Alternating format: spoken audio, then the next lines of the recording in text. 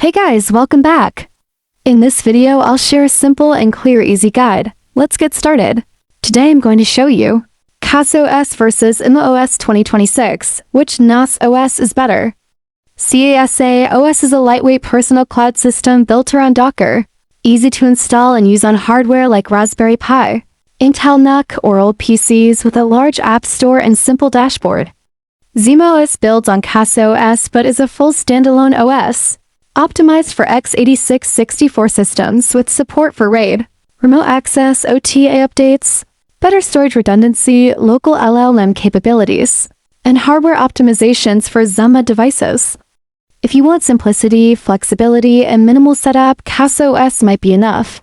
But if you need stronger data protection, advanced features, and more efficiency for a serious NAS setup, ZimaOS could be the better choice. Thanks for watching. Subscribe for more informative tech comparisons.